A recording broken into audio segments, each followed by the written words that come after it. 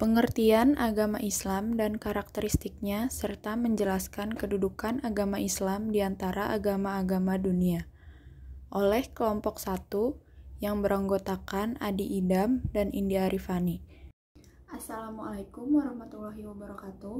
Perkenalkan, nama saya Indi Arifani dari kelompok 1 kelas GR 6B.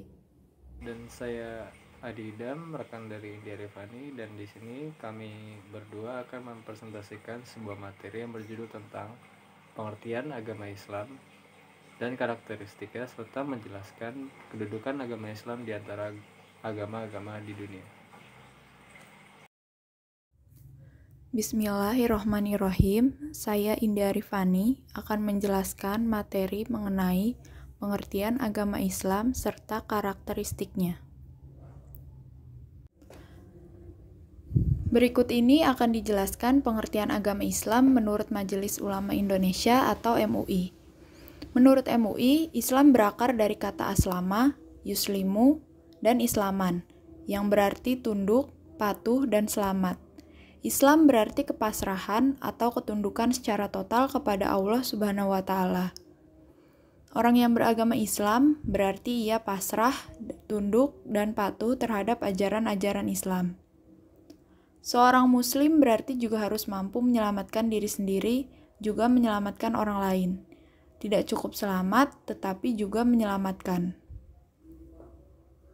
Secara istilah, Islam adalah agama yang dibawa oleh Nabi Muhammad SAW untuk umat manusia agar dapat hidup bahagia di dunia dan di akhirat.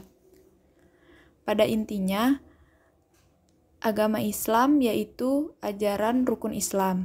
Yang pertama, bersaksi bahwa tiada Tuhan selain Allah. Yang kedua, Nabi Muhammad adalah Nabi utusan Allah. Yang ketiga, mendirikan sholat. Yang keempat, menunaikan zakat. Yang kelima, berpuasa di bulan Ramadan. Dan yang keenam, pergi haji jika mampu. Islam datang ke bumi untuk membangun manusia dalam kedamaian dengan sikap kepasrahan total kepada Allah Subhanahu wa Ta'ala. Sehingga seseorang yang beragama Islam akan mengutamakan kedamaian pada diri sendiri maupun pada orang lain. Juga keselamatan diri sendiri dan keselamatan orang lain. Hal ini dibuktikan dalam sebuah hadis riwayat Nabi SAW bahwa seorang muslim itu yang menyelamatkan muslim yang lain dari perkataannya dan dari perbuatan tangannya, dan orang yang berhijrah adalah orang yang berhijrah dari sesuatu yang dilarang oleh Allah. Hadis riwayat Nasa'i. Sebagai umat muslim, kita tentu ingin menjadi muslim yang sejati. Untuk itu, seorang muslim harus menjalankan ajaran Islam secara kafah, bukan hanya mementingkan satu aspek dari ajaran Islam, lalu mengabaikan aspek yang lainnya. Oleh karena itu, pemahaman kita terhadap ajaran Islam secara syamil dan kamil harus menjadi satu keharusan. Di sini letak pentingnya kita memahami karakteristik atau ciri-ciri ajaran Islam dengan baik. Karakteristik Islam ada 6. Yang pertama, sepenuhnya bersumber dari Allah Subhanahu wa Ta'ala. Islam merupakan agama yang bersumber dari Allah Subhanahu wa Ta'ala, bukan dari manusia, sedangkan Nabi Muhammad SAW tidak membuat agama Islam, tetapi beliau hanya menyampaikan kepada umatnya. Karenanya, dalam kepastiannya Nabi berbicara berdasarkan wahyu yang diturunkan kepada Allah. Kepadanya Allah berfirman, dan tiadalah yang diucapkan itu menurut kemauan hawa nafsunya, ucapan itu tiada lain hanyalah wahyu yang diwahyukan. Quran Surat An-Najm ayat 3-4. Karena itu, ajaran Islam sangat terjamin kemurniannya, sebagaimana Allah telah menjamin kemurnian Al-Quran. Allah berfirman dalam surat Al-Hijr ayat 9, yang artinya, sesungguhnya kami telah menurunkan Al-Quran, dan sesungguhnya kami benar-benar memeliharanya. Di samping itu, seorang muslim tentu saja harus mengakui Allah Subhanahu wa Ta'ala sebagai Rabb dan segala konsekuensinya, yakni mengabdi hanya kepada Allah. sehingga dia menjadi seseorang yang robani. Artinya memiliki sikap dan perilaku dari nilai-nilai yang datang dari Allah. Allah berfirman dalam surat Al-Imran ayat 79 yang artinya, tidak wajar bagi manusia yang Allah berikan kepadanya Alkitab, hikmah, dan kenabian, lalu dia berkata kepada manusia, hendaklah kamu menjadi penyembah-penyembahku, bukan penyembah Allah. Tapi dia berkata, hendaklah kamu menjadi orang-orang robani karena kamu selalu mengajarkan Alkitab dan kamu tetap mempelajarinya. Kemudian karakteristik agama Islam yang kedua yaitu komprehensif. Islam memiliki beberapa karakteristik. Yang pertama, Islam merupakan agama yang tidak dibatasi oleh dimensi ruang dan waktu. Islam tidak mengenal sekat-sekat geografis. Islam sebagai penyempurna agama-agama terdahulu juga berlaku sampai kapanpun. Tidak peduli di zaman teknologi secanggih apapun. Islam tetap berfungsi sebagai pedoman hidup manusia. Setelah kita paham akan hal tersebut, maka tidak ada lagi istilah bahwa di zaman modern, ajaran-ajaran Islam sudah tidak relevan lagi. Dalam arti ini, komprehensif meliputi beberapa aspek. Yang pertama, Islam adalah agama yang menyentuh seluruh isi kehidupan manusia. Islam adalah sistem yang menyeluruh, mencakup seluruh sisi kehidupan.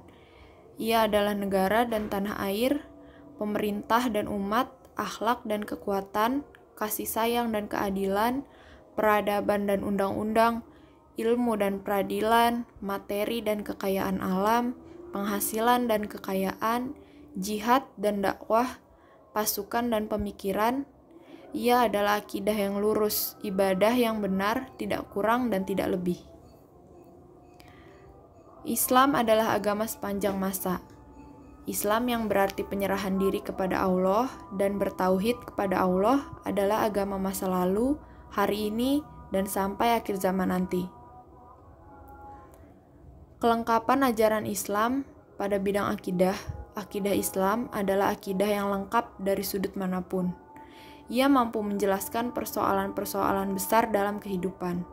Ia tidak hanya ditetapkan berdasarkan insting atau perasaan atau logika semata, tetapi akidah Islam diyakini berdasarkan wahyu yang dibenarkan oleh perasaan dan logika. Kelengkapan ajaran Islam dalam bidang ibadah. Ibadah dalam Islam menjangkau keseluruhan wujud manusia secara penuh.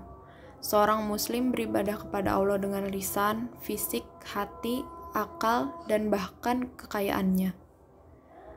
Selanjutnya, kelengkapan ajaran Islam dalam bidang akhlak. Akhlak Islam memberikan sentuhan kepada seluruh sendi kehidupan manusia dengan optimal. Selanjutnya, kelengkapan ajaran Islam dalam bidang hukum. Syariah Islam tidak hanya mengurus individu tanpa memperhatikan masyarakatnya, atau masyarakat tanpa memperhatikan individunya. Lanjut kepada karakteristik agama Islam yang ketiga, yaitu sempurna. Kesempurnaan yang tercipta dalam Islam meliputi yang pertama ada waktu. Islam dibawa oleh para nabi kita, dari Nabi Adam hingga Nabi Muhammad SAW. Risalah yang dibawa adalah risalah yang sama, yaitu Islam. Allah berfirman dalam Quran surat An-Anbiya ayat 107, dan tiadalah kami mengutus kamu melainkan untuk menjadi rahmat bagi semesta alam. Islam yang dibawa para nabi secara umum dirisalahkan kepada kaumnya. Misalnya, Nabi Nuh membawa risalah Islam untuk kaum Tsamud, Nabi Lut untuk kaum Sodom, dan sebagainya. Sementara itu, Nabi Muhammad sebagai penutup para nabi menyempurnakan tersebarnya Islam dan dirisalahkan untuk seluruh umat manusia di muka bumi dari dulu hingga kiamat tiba. Allah berfirman melalui surat Al-Ahzab ayat 40. Muhammad itu sekali-kali bukanlah bapak dari seorang laki-laki di antara kamu, tetapi dia adalah Rasulullah dan penutup nabi-nabi adalah Allah Maha mengetahui segala sesuatu. Yang kedua yaitu kesempurnaan minhaj. Islam itu ibarat sebuah bangunan. Bagian yang satu melengkapi bangunan yang lain hingga menjadi sebuah bangunan yang kokoh. Asas dari Islam adalah akidah yang kuat. Hal ini erat hubungannya dengan rukun iman. Oleh karena itu, seorang muslim yang kafah adalah yang menempatkan akidah sebagai asasnya. Dengan kata lain, profil pertama kali yang harus dimiliki oleh seorang muslim adalah salimul akidah, yaitu akidah yang selamat. Sehebat apapun ia beramal dalam kehidupan sehari-hari, tanpa akidah yang selamat, amal yang dilakukannya akan menjadi sia-sia.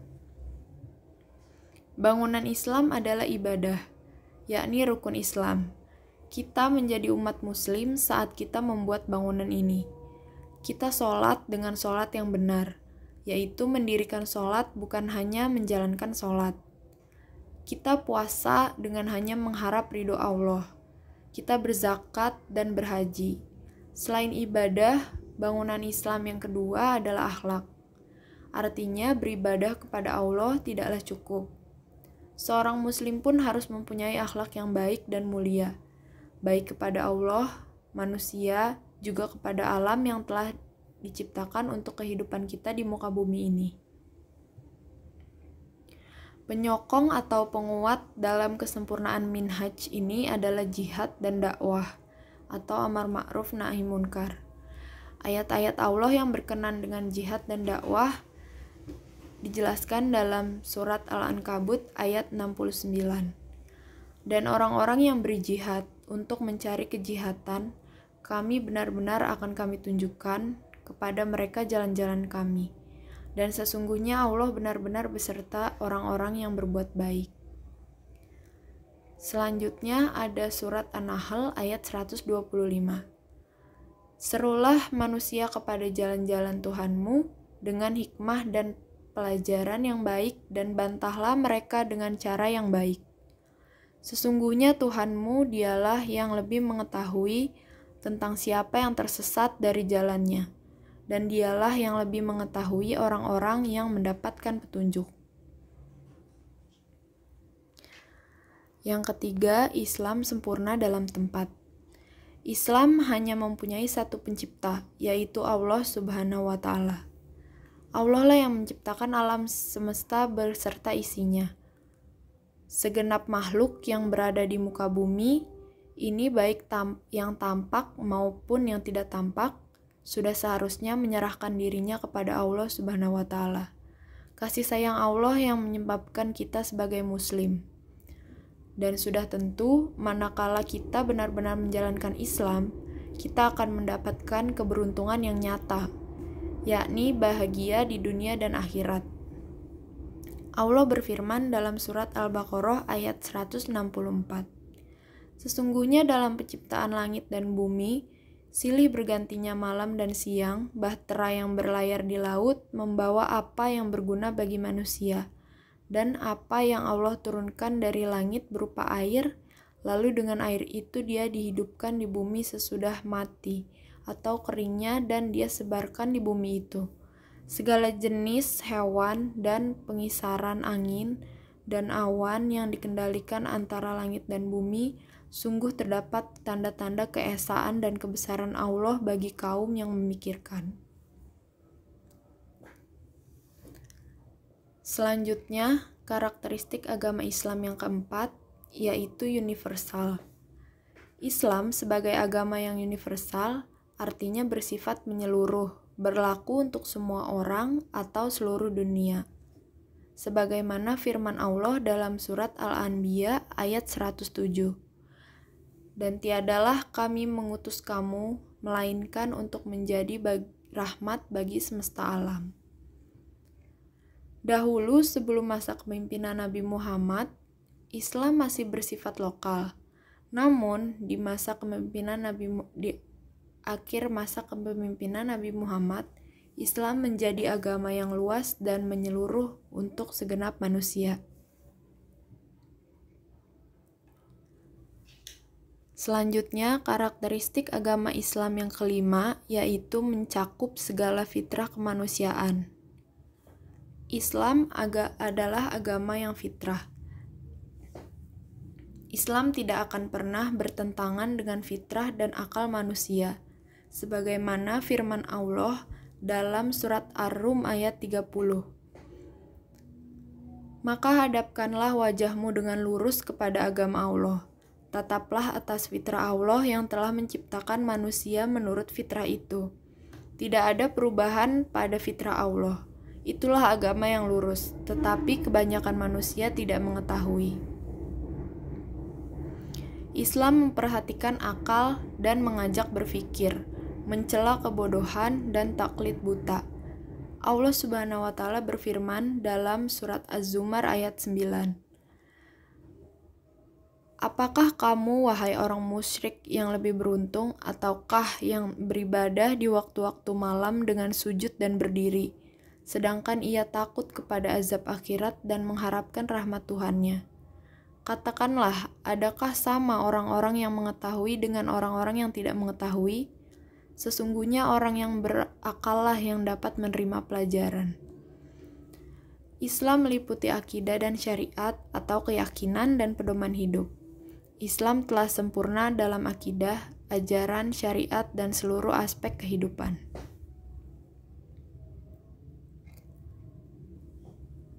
Selanjutnya, karakteristik agama Islam yang keenam, yaitu berkeseimbangan.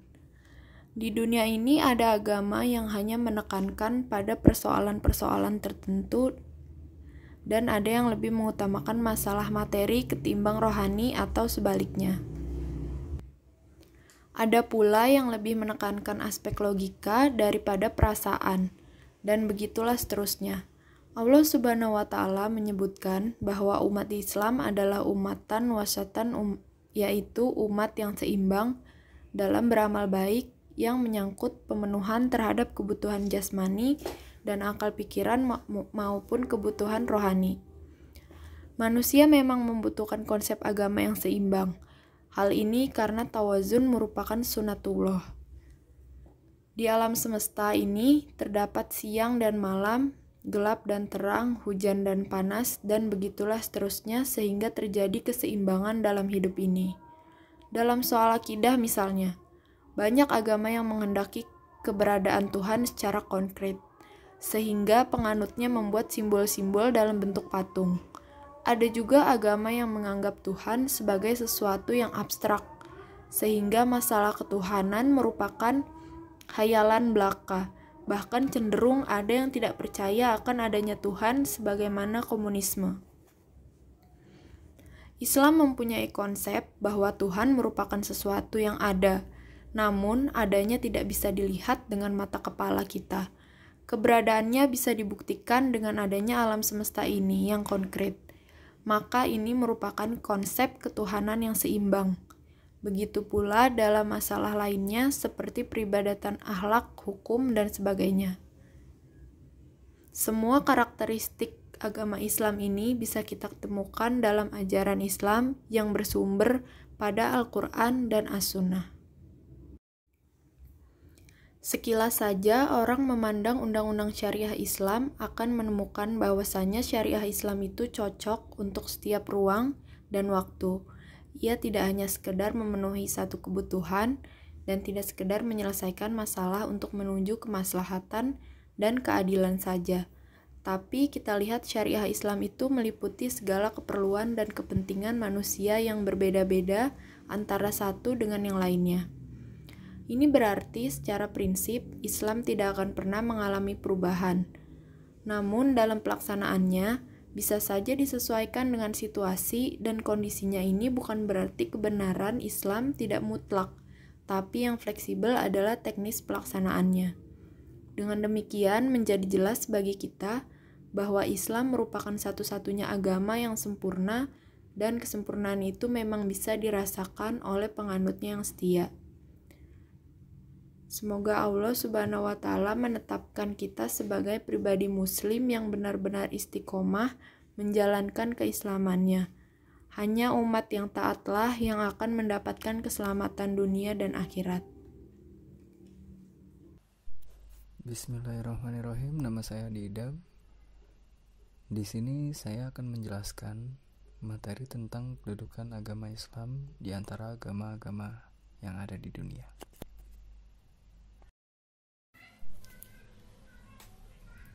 Ya, sekarang di sini saya akan menjelaskan tentang kedudukan agama Islam di antara agama-agama di dunia. Namun, sebelum masuk ke dalam materi tersebut, saya akan memberikan pengantar terkait materi tersebut. Nah, sebelumnya di dunia ini sudah terdapat banyak agama yang dianut oleh umat manusia. Dan para ahli ilmu perbandingan agama itu membagi agama secara garis besar ke dalam dua bagian. Yang pertama, kumpulan agama yang diturunkan oleh Tuhan melalui wahyu-wahyunya sebagaimana yang dimaksud dalam kitab suci Al-Quran. Dan yang kedua, agama yang didasarkan pada hasil renungan mendalam dari figur yang membawanya sebagaimana terdokumentasikan dalam kitab suci yang disusunnya. Dan agama Islam sendiri di sini, di dunia ini, merupakan salah satu agama yang terbesar di dunia, sekaligus merupakan agama yang terakhir yang ada di dunia. Selain itu, Islam tidak hanya menjadi agama yang terakhir, tetapi menjadi agama yang melengkapi segalanya dan merangkum dari setiap agama yang sudah datang sebelumnya. Islam juga adalah agama yang dibawa oleh para nabi dan Rasulullah, dan bahwa Allah tidak mengutus para nabi dan rasulnya kecuali mengajak umat manusia untuk menganut agama Islam dengan artian berserah diri kepada Allah, mengesahkan Allah, dan beribadah hanya kepada Allah. Oleh karena itu, ketika Allah Subhanahu wa Ta'ala mengutus nabi akhir zaman, yaitu Nabi Muhammad, fokus atau misi utama yang dibawa oleh Nabi Muhammad adalah mengajak umat manusia untuk berislam seperti yang diajarkan oleh nabi-nabi dan rasul-rasul sebelumnya. Lalu Allah memproklamirkan bahwa hanya Islamlah agama yang diridhoi oleh Allah Subhanahu wa Ta'ala. Setiap agama juga mempunyai karakteristik dan ajaran yang membedakan dari agama-agama lainnya. Agama yang didakwahkan secara sungguh-sungguh diharapkan dapat menyelamatkan dunia yang terpecah-pecah dalam berbagai banyak bagian perpecahan. Islam sendiri merupakan salah satu agama terbesar yang ada di dunia dan merupakan agama terakhir yang ada di dunia. Dan ciri khas dari agama Islam yang paling menonjol yaitu bahwa Islam menyuruh para pemeluknya agar beriman dan mempercayai setiap agama besar yang ada di dunia yang sebelumnya diturunkan dan diwahyukan oleh Allah Subhanahu wa Ta'ala. Dan salah satu rukun iman adalah bahwa umat Islam harus beriman kepada setiap atau semua nabi yang diutus sebelum Nabi Muhammad SAW. Di dalam Al-Quran dijumpai ayat-ayat yang menyuruh umat Islam mengakui agama-agama yang diturunkan sebelumnya sebagai bagian dari rukun iman. Dan salah satu ayat yang membahas hal tersebut adalah ayat Al-Baqarah ayat keempat yang berbunyi wallazina yu'minuna bima unzila ilaika wa ma unzila min qablik wa bil akhirati hum yuqinun, yang berarti dan mereka yang beriman kepada Al-Quran yang diturunkan kepadamu Muhammad dan kitab-kitab yang telah diturunkan sebelum engkau, dan mereka yakin akan adanya akhirat.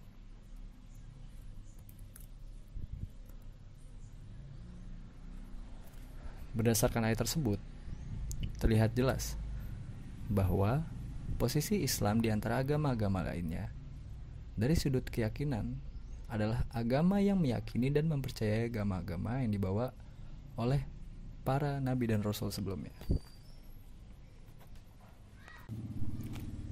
Oleh karena itu, dapat dikatakan bahwa Islam adalah agama yang meliputi semuanya, yang mencakup segala agama di dunia.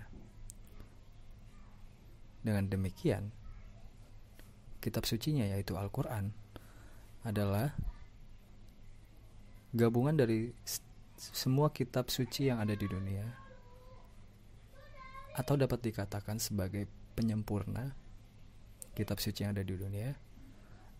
Oleh karena itulah, kita sebagai umat muslim harus percaya kepada semua nabi yang diutus oleh Allah Subhanahu wa taala. Lalu untuk menunjukkan posisi agama Islam di antara agama-agama di dunia yang lain, itu dapat dilihat dari sifat yang dimiliki oleh ajaran Islam. Dan sifat yang dimiliki oleh ajaran Islam adalah akomodatif dan persuasif. Islam berupaya mengakomodir ajaran-ajaran agama masa lalu dan memberikan makna dan semangat baru. Contohnya, untuk sifat akomodatif, contoh kasusnya sebelum Islam datang, misalnya dijumpai adanya kebiasaan melakukan kurban persembahan kepada para dewa dan arwah leluhur untuk memperoleh keberkahan.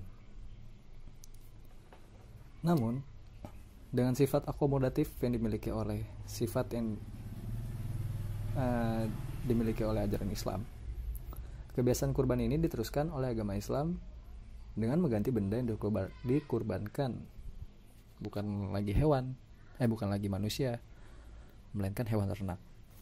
Dan tujuan dari kurban sendiri di sini adalah sebagai rasa pengabdian dan rasa syukur kepada Allah atas segala karunia yang diberikannya.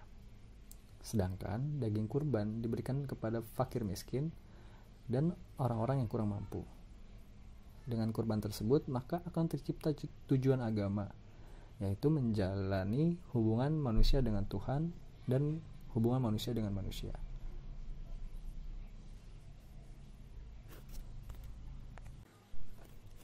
Dan yang kedua, sifat persuasif yang dimiliki oleh ajaran Islam,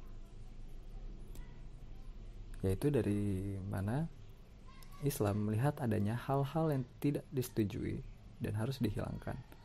Namun dari segi yang lain, Islam mengupayakan agar menghilangkan proses demikian tidak menimbulkan gejolak sosial atau masalah yang merugikan. Upaya tersebut dilakukan secara persuasif atau membujuk secara halus. Proses tersebut dilakukan secara bertahap sambil menjelaskan makna larangan tersebut yang disesuaikan dengan tingkat kemampuan intelektual atau kecerdasan mereka, hingga akhirnya perbuatan tersebut benar-benar ditinggalkan.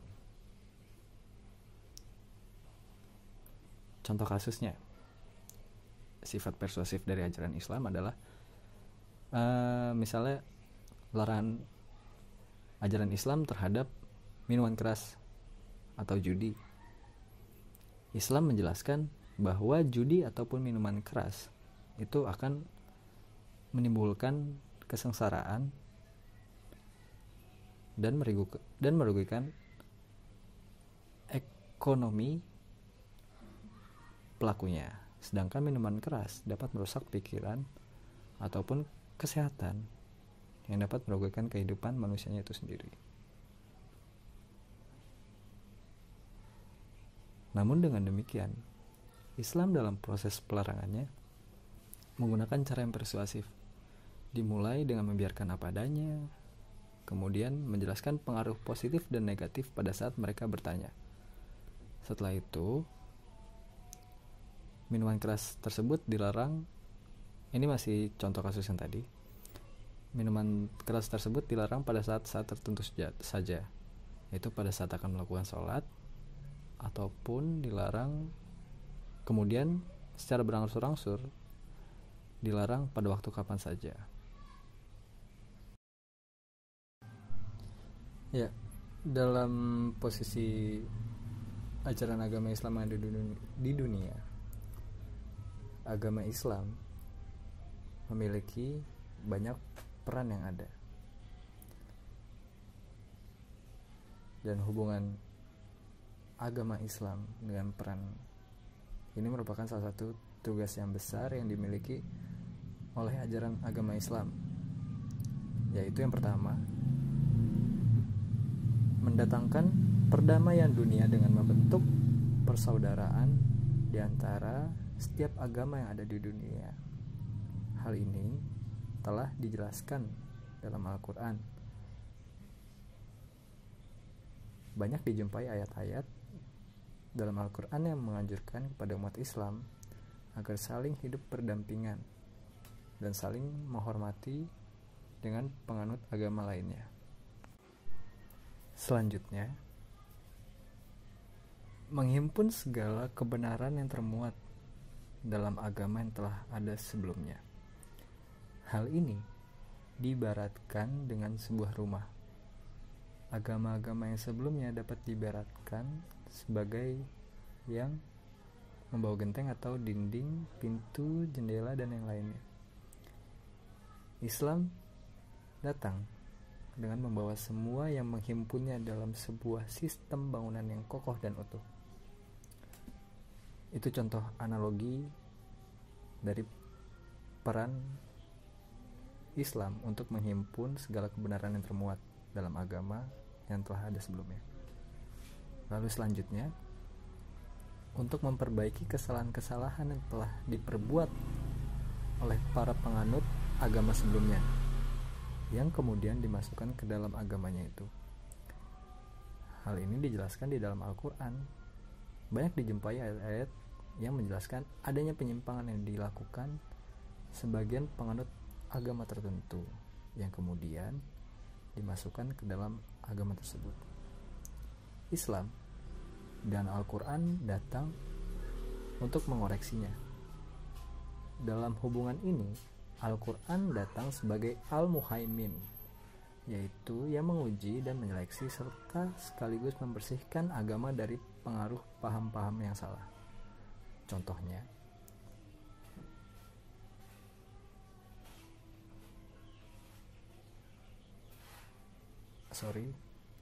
karena agak sensitif, jadi saya mungkin tidak bisa memberikan contohnya.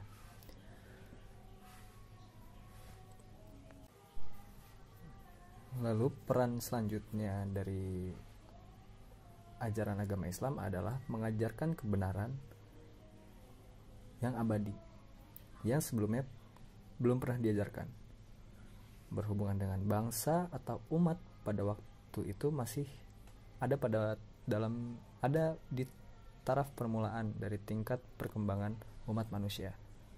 Dan yang terakhir ialah memenuhi segala kebutuhan moral dan rohani bagi umat manusia untuk selalu bergerak maju, karena agama-agama yang datang sebelumnya hanya berlaku untuk zaman tertentu saja.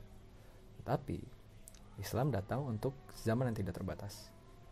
Islam itu berlaku sepanjang zaman bagi segala bangsa dan segala keadaan.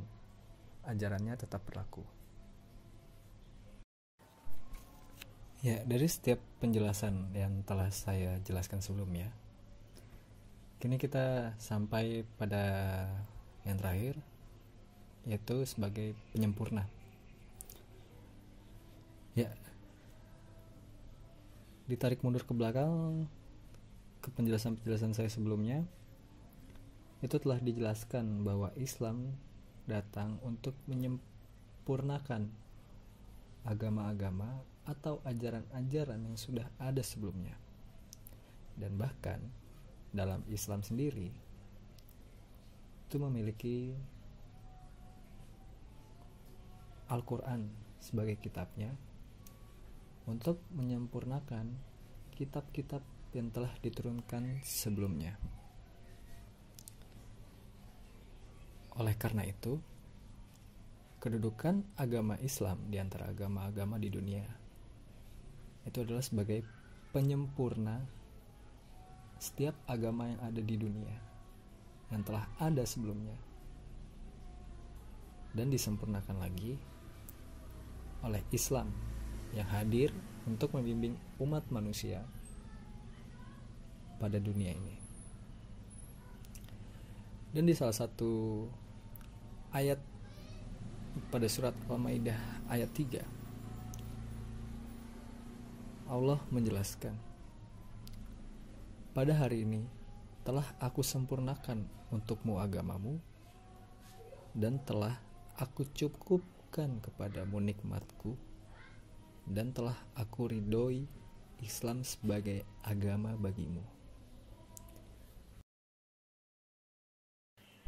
Ya, dan sekian presentasi dari kami berdua. Terima kasih atas rekan-rekan yang sudah menonton video presentasi materi kami.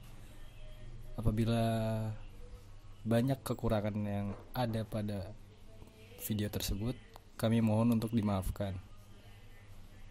Terima kasih. Wassalamualaikum warahmatullahi wabarakatuh.